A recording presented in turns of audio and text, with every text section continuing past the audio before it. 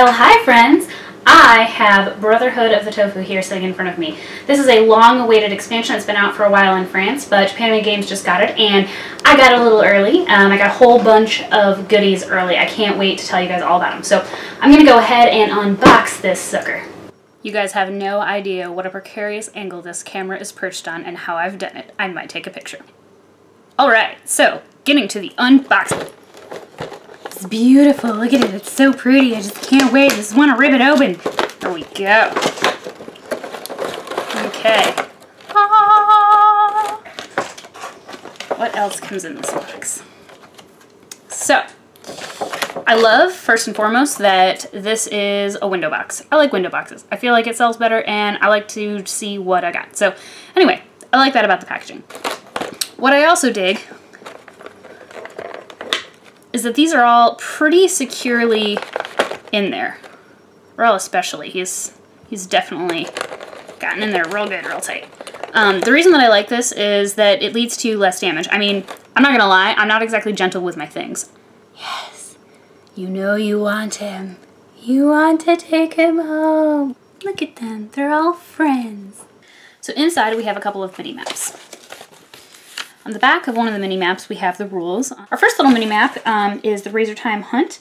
Looks like it's got a couple of modes, an easy mode, a duo mode, and a hardcore duo mode. So the cool thing about these maps is that they are both cooperative and they're PvP. So if you want to go ahead and beat your friend up, you can do that. If you want to go ahead and be cooperative, you can do that. Next map, we have Vampiro's Challenge. Another one that is going to be a cooperative map. So you have easy peasy duo and hardcore duo mode.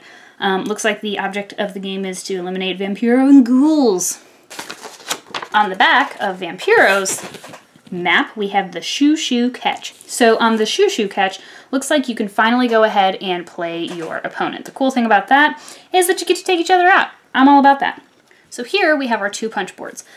Looks like the punch boards are going to have some health markers. We also have these little hourglasses. The hourglasses are actually going to be essentially our turn markers. So that's what we're going to move along the board. We have about 12 turns to complete each one of the mini-maps. On the back, little skulls. So we've got some movement point, action point markers as well. Let's see. Now we've got these little flags, right? And they say K on them. And then on the back of the flags, there's little skulls. So I'm going to go ahead and assume that these skulls are for marking when something is dead, because I read through all the cards and it doesn't look like anybody specifically has a skull effect. Little flags, probably going to go ahead and use them to mark who is active or maybe what the targets are. I don't know, I'll figure that out as we go. So we have all of our little cards, per usual, lovely quality. They look great, they feel great, kind of shiny. Ooh, shiny, look how shiny they are. Yes. I could tell you about each one of the characters, but I'm just going to go ahead and let you play them. Find out for yourself. I feel like I've already expressed my definite favoritism of Nox. But I like Evangeline as well. Evangeline, in my opinion, plays a lot like Biltel, so I've used her a couple of times. I like to beef her up with maybe a close-range weapon from my Demonic Rewards pile. Never played Amalia, but I think that I'm excited to try. Yuko's pretty cool, but Nox is definitely my favorite. Okay, so now that I have everything unboxed and opened and I've punched out all my little punch boards, I'm ready to play. So I'm going to go ahead, take a break, play through some of the little mini-maps with a friend of mine, and then I'm going to give it back to you. I will be back in probably an hour for me and about 5 seconds for you. Get ready. So I've taken some time and I've played on all 3 of the maps. So we're going to start with the #1 map, Vampiro's Challenge. This one was pretty cool. I played it with a friend, so we did hardcore duel style, and it was neat. We beat it. Not a problem. I actually thought that it was going to be a little bit easier than it was, just in the sense that it's being timed. So you only have 12 turns, essentially, to get stuff done. The other really interesting thing about these maps that I found very enjoyable are these timeline effects. The timeline effects essentially make you really think about the timing of the moves as far as where you're going to go and what you're going to do on what turn. For instance, the regeneration fully heals all ghouls which are not knocked out.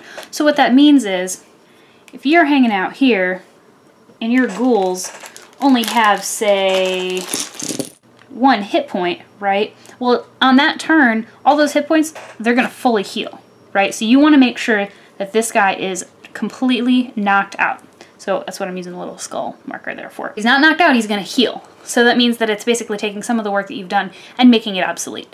So that's kind of interesting. And then immunity. All ghouls take no damage this turn. So towards the end, you kind of want to aim to get the ghouls gone before the end. Kind of focus on them first instead of Vampiro, because on this turn, basically you can't damage them and you're like, oh my god. So all you can do is damage Vampiro. So it would be a wasted turn if you've already knocked out Vampiro, but you have to kill 4 ghouls, for instance. So anyway, that's kind of interesting. I find that all of the mini-maps kind of have an effect similar to that.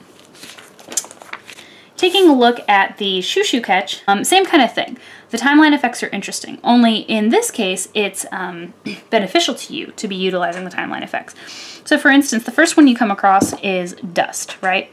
So the max range of enemies is reduced by 1 cell. Now this is nice because when you're looking at where you want to be and how you want to do your turns, you're thinking to yourself, well, on this particular turn, I could be a little bit closer to the enemy than I'd normally like to be because I know that his max range is reduced by 1. Temporal Fracture, right? So your Crossmaster gains 1 movement point for this turn. Again, when you're looking at your turn order, you're thinking to yourself, well, I want to make sure that I spend the most movement on this particular square, on this particular turn, because I'm going to get 1 extra movement. So if you're a little far away from your target, you kind of want to make sure that you're moving the most when you're on that space. So again, the temporal effects are kind of cool. The big Shoo and the little Shoo, these guys have some range, right? That was also something that I was not anticipating. On such a small board, you really need to be careful of range. 1 to 5, and there's no blocking line of sight here on the big Shoo.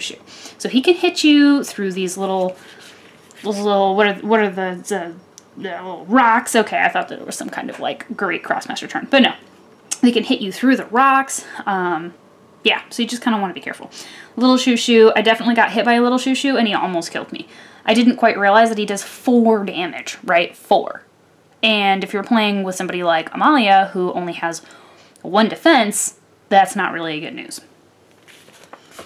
So last but not least, we have the Razor Time Hunt.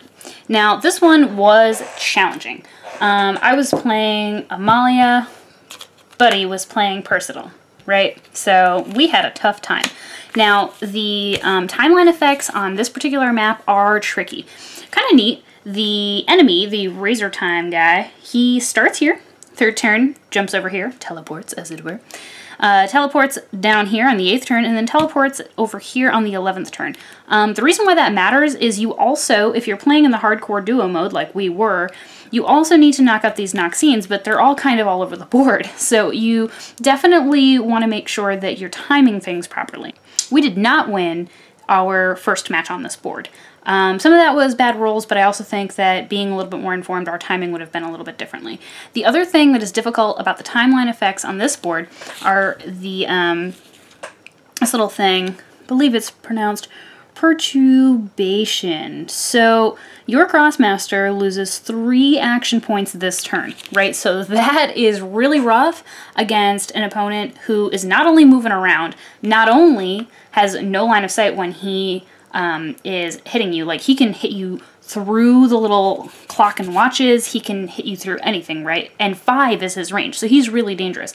So he can do that, and you can really almost do nothing. So if you're playing with somebody like Percival, right? Take a look at Percival. He is lovely and wonderful, except for the fact that his Shoo sword, which is awesome, it takes 4 action points and he only has 6. So on that turn where we lost 3 action points, that was really difficult. He could pretty much do nothing but just jump around. Jump, jump, jump, jump around. That's really nice if he's trying to escape things, but when you have an opponent with 10 health points, who's running around, who has long range, it just made our lives difficult. Playing with Amalia, probably would have chosen somebody with a little more bite because she only does 1 point of damage, right? And I love her, and it's great that she heals her allies, which we certainly used, but she really didn't do a lot of damage, which in this case, it would have been much more helpful to do so. So anyway, this board was a little bit harder, but it was definitely a lot of fun. We almost won. We had 1 health point left on our Noxine, so definitely something I'm going to play again. But in general, all 3 of these maps have been very fun. I like all of the different timeline effects that are happening. I like all the different opponents. They're kind of cool. And now it just makes me want to see all of these special little things, like these little clocks and watches made into resin pieces, because I just want everything in resin all the time, ever. Thank you guys so much for joining me. I hope that you're looking forward to getting Brotherhood of the Tofu. It's awesome. I love it. I love these figures. I've played with a lot of them before. I'm going to get to know all of them deep within my heart. I'm going to add them to my collection, and you should too. I'm loving these mini maps. I'm loving the characters. Everything is great. So yeah, if you haven't already pre-ordered Brotherhood of the Tofu, you need to get on it. You need to get on the boat, because the ship is about to sail. So anyway, thank you again for joining me, and I will see you next time.